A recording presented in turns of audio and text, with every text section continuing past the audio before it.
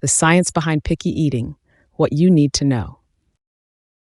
Have you ever wondered why your child refuses to try new foods, or why you find yourself stuck in a food rut? The world of picky eating is more than just a quirk. It's a fascinating phenomenon with a rich scientific foundation. In this video, we'll delve into the psychology, neuroscience, and biology behind picky eating and uncover the secrets to helping you and your loved ones break free from food restrictions and develop a healthier relationship with food. Get ready to learn, laugh, and maybe even shed a tear of relief. Okay, let's begin. Neophobia, or the fear of new things, is a natural reaction to unfamiliar stimuli, including new foods. This response is a survival mechanism that helped our ancestors steer clear of potentially poisonous plants and animals. When we come across a new food, our brain's amygdala, or fear center, activates, releasing stress hormones that signal us to be cautious. To a young child, encountering a new food can be as daunting as exploring an unknown territory. Their brains may instinctively react with caution, similar to the fight or flight response. This is why familiar foods offer comfort and security, while unfamiliar ones can be perceived as potential dangers. This is why a familiar bowl of pasta can be a comfort, while a plate of broccoli can feel like a threat. Adults often approach unfamiliar foods with increased caution. Past experiences, cultural beliefs, or health concerns can create a sense of unease or anxiety when encountering new culinary options. This reluctance to try something different is influenced by a combination of factors that shape our perceptions and preferences. Please keep in mind that the fight or flight response is a natural reaction that occurs when our brain perceives a threat. It prepares our body to either confront the threat or run away from it. This response is controlled by the sympathetic nervous system, which releases stress hormones like adrenaline and cortisol. In children, neophobia is a normal part of development. Children often fear new foods, especially between ages 2 and 6. This is normal as they learn to identify safe versus unsafe items. While this fear usually fades, it can still impact food choices. Research suggests that neophobia is linked to the brain's reward system, which is responsible for processing pleasure and motivation. When we eat familiar foods, our brain releases dopamine, a feel-good hormone that reinforces our behavior. I can't stress this enough. It's important to understand that our brains are programmed to protect us, even from unfamiliar food. Remember, folks, neophobia is a normal part of human development. It's our body's way of keeping us safe. Don't let anyone make you feel bad for being selective about food. Plenty of us are picky eaters. It's okay to be particular about what you eat. You're not alone in being picky. Lots of people have specific food preferences. Always remember to not let others criticize you for being careful. It's a natural instinct. Now that we've discussed neophobia, let's explore how our genetics and biology influence our taste buds. Role of genetics and biology. Did you know that children have more taste buds than adults, making them more sensitive to bitterness and sourness? This can make certain foods, like vegetables, seem unappealing. Children are born with a higher density of taste buds compared to adults. For reference, it's estimated that infants and young children have around 10,000 taste buds, while adults typically have between 5,000 and 8,000. Research shows that one of the biggest differences is how kids perceive sweetness. They seem to have a natural preference for sweet flavors, which makes sense evolutionarily. It makes sense when you think about it because breast milk, which is their main source of nutrition, is naturally sweet. Although children have a heightened sensitivity to sweetness, they are also more sensitive to bitterness. This sensitivity is believed to be a protective mechanism since many toxic plants and substances taste bitter. As a result, children's aversion to bitter flavors can make it difficult to introduce vegetables, which often contain bitter compounds. Ask any parent who has tried to get the kids to eat those leafy greens, and they made faces and refused. It's a common struggle, and it's all because of those heightened taste sensitivities that make bitter vegetables a hard pill, or should I say, a hard broccolito swallow. As we grow older, the number of taste buds we have tends to dwindle. Yet, even with fewer taste receptors, adults often cultivate a richer, more sophisticated palate over time, thanks to a lifetime of experiences, cultural exposures, and learned preferences. Interestingly, this heightened appreciation for flavor complexity can sometimes translate into a reluctance to venture outside of our culinary comfort zones, resulting in what we call adult neophobia. This reluctance is a normal behavior for both adults and children, as it reflects an inherent caution towards unfamiliar tastes. For children, it serves as an evolutionary protective mechanism, while for adults, it can be influenced by established preferences and habits formed over time. In addition to taste buds, there's also our gut microbiome, which also influences our food preferences. Ever wonder why your little one turns their nose up at broccoli, but gobbles down chicken nuggets like there's no tomorrow? Or why you, a grown adult, still can't stand the sight of mushrooms? Well, it might not just be a matter of being difficult. Turns out, those picky eating habits could be partly influenced by the tiny tenants living in your gut microbiome. Imagine your gut as a lively metropolis teeming with trillions of tiny residents, bacteria, fungi, and other microbes. These microscopic inhabitants are key players in your body's operations, influencing everything from digestion to the way your brain experiences taste. When your gut microbiome is out of balance, with too many bad bacteria and not enough good ones, it can affect your taste buds and cause cravings for sugary, processed foods instead of healthier choices. It's like having a group of tiny, demanding food critics in your gut, constantly pushing for junk food. So, the next time you find yourself reaching for the pizza instead of the salad, don't beat yourself up too much. Remember, those picky eating habits might not be entirely your fault. It could be those mischievous gut bugs pulling the strings. All hope is not lost, though. The good news is that you can improve your gut health by eating a diverse diet rich in fruits, vegetables, and fermented foods.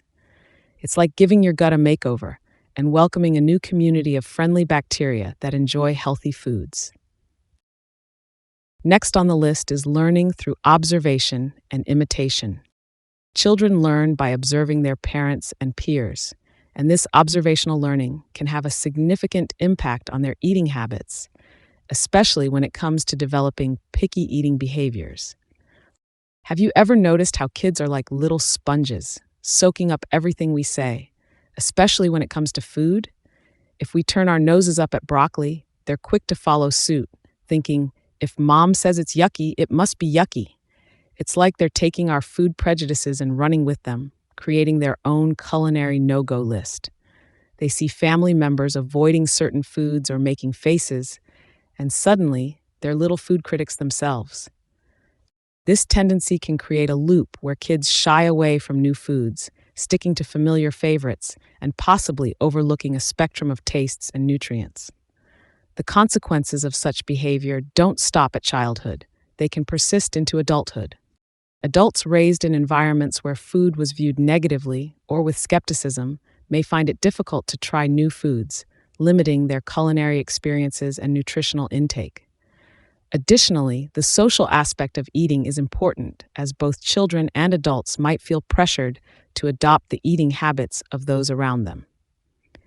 This cycle can be difficult to break, but with positive reinforcement and exposure to a variety of foods in a non-judgmental environment, both children and adults can learn to expand their palates.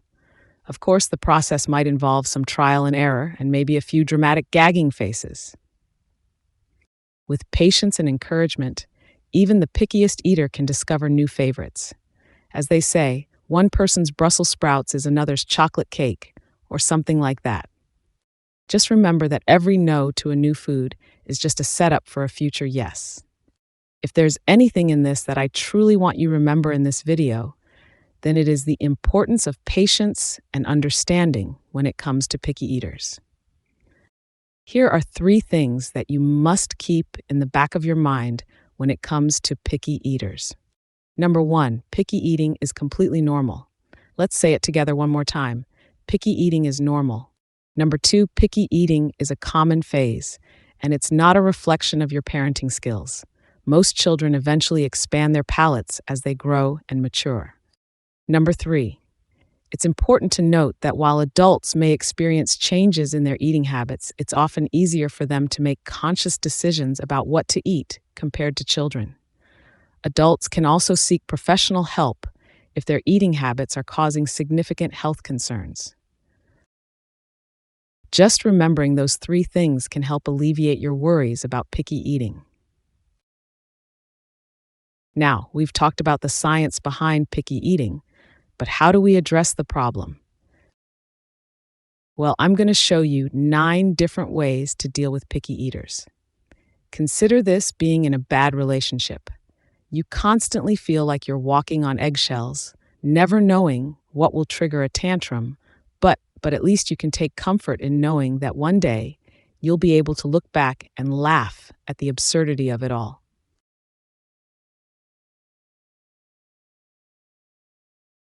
Number 1, lead by example. If you want your kids or yourself to eat more variety, start by modeling that behavior. If they see you enjoying a colorful plate of veggies, they might just be curious enough to give it a try too. And yes, this means you might have to pretend to love that weird green thing on your plate, even if you're secretly bracing yourself. Number 2, offer choices. Instead of forcing a single food option, try offering a choice between 2 healthy options. Would you like carrots or cucumbers? It gives them some control and makes them more likely to actually eat what's on their plate. For adults, try a similar approach. Challenge yourself to pick between 2 new foods at the grocery store. Who knows, you might just find your new food obsession or discover a new favorite food that you hadn't expected to enjoy. Number 3, make it fun. Turn mealtime into a game. For kids, you can create a taste test challenge where they get a sticker or small reward for trying new foods. For adults, why not make it a food passport adventure where you try dishes from different cuisines each week? Number 4, get them involved. Let your child or your inner child help with meal prep. When they've had a hand in creating the dish, they're more likely to want to taste the fruits or veggies of their labor. Plus, it's harder to reject something when you've put in the effort to make it. Number 5, introduce new foods. Slowly, don't overwhelm them with a plate full of unknowns. Start by sneaking in small portions of new foods alongside their favorites. It's like slowly introducing a new character into a TV show. Eventually, they'll warm up to them. Number 6, avoid the power struggle. Forcing someone to eat something they don't want is a battle you're unlikely to win. Instead, encourage a no thank you bite, where they just try a small taste. If they don't like it, no big deal. After all, Rome wasn't built in a day, and neither is a broad palate. Number 7, don't be a short order cook. It's tempting to make a separate meal for the picky eater, but try to avoid this. Encouraging them to eat what the family is eating helps to normalize the idea of trying new things. Besides, you're not running a restaurant. No special orders tonight. Number 8, patience is key. Rome wasn't built in a day, and neither are adventurous eaters. Celebrate small victories, like when they finally taste that one new food without gagging. It's all about baby steps, one bite at a time. Number 9, mix it up. Sometimes it's all about presentation. If plain veggies aren't working, try adding a dip, roast with some seasoning, or mix them into a favorite dish. For adults, you can experiment with different cooking methods. Roasting, grilling, or even air frying can transform a blah food into something delicious. Picky eating is a phase that can be outgrown with a bit of creativity and a lot of patience. Remember that we've all got our quirks, including picky eating. Let's embrace them. And there you have it, the science behind why kids and adults are picky. Next time you encounter a picky eater, remember they're not just being difficult. Armed with this information, you can create a positive and supportive food environment. And with that, we wrap up our discussion on picky eaters. Please hit the thumbs up button. If you enjoyed it, and if you want to see more content like this, be sure to let us know in the comments section below. Keep on snacking, friends. Until next time.